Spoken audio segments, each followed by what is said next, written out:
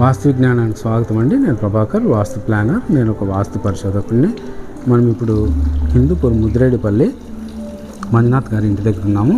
ఇది దక్షిణలో రోడ్డు ఉన్న స్థలం అండి. దక్షిణ రోడ్డు మీరు చూస్తూ ఉండేది. దక్షిణాగ్నేయం గేట్ గుండా నేను లోపలికి పోతున్నాను. ఇది వచ్చేసి తూర్పు పడమర 30 అడుగులు, ఉత్తర దక్షిణ 36 అడుగులు ఉన్న 2.5 సెంటు బిట్ అండి. ఇది ప్లాట్ సెలక్షన్ అప్పటి నుంచి వీళ్ళ ఇంట్లో గృహప్రవేశం చేరేంత వరకు నేను ఇంటిని ఫాలోఅప్ చేసినాను. ఈ తూర్పు ఒక ద్వారము, మెయిన్ డోర్, ఉత్తర ఈశాన్యంలో ఒక ద్వారము, 2 ద్వారాలు సెట్ చేసినాను. ఇంటి లోపల కొలత వచ్చేసి ఇప్పుడు మనము తూర్పు ఈశాన్యంలో ఇంటి లోపలికి పోతున్నాము. ఇంటి లోపల కొలత తూర్పు పడమర 21, ఉత్తర దక్షిణ 27 అడుగులున్న గజాయంకి సెట్ చేసినాను. 567 చదరపు అడుగులకి. ఇది ఉత్తరంలో హాల్ తీసినాను. సింగిల్ బెడ్రూము, 1 రూము, పూజ గది, 2 బెడ్రూము, 1 రూమ్ మధ్యలో ఒక ప్యాసేజ్ తీసినాను ఫ్రిడ్జ్లో పెట్టుకునేందుకు. ఇది పూజ గది అండి. ఇది పూజ గది, కిచెను, ప్యాసేజు, బెడ్రూము.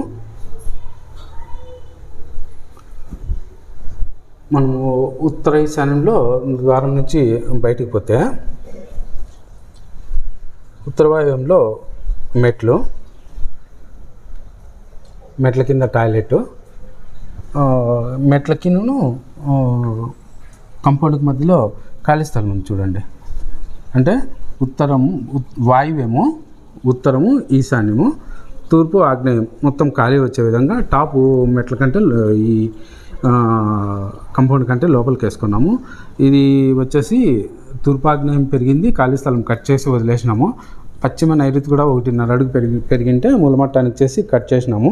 సంప్ ఒకసారి చూడండి. ఇది తూర్పు ఈశాన్యంలోనే ఉంది, మూలకు లేదు చూడండి. సంప్ ఇట్లా వేసుకోవాలా. తూర్పు ఈశాన్యంలో సంపు. ఓకే అండి, థ్యాంక్ యూ.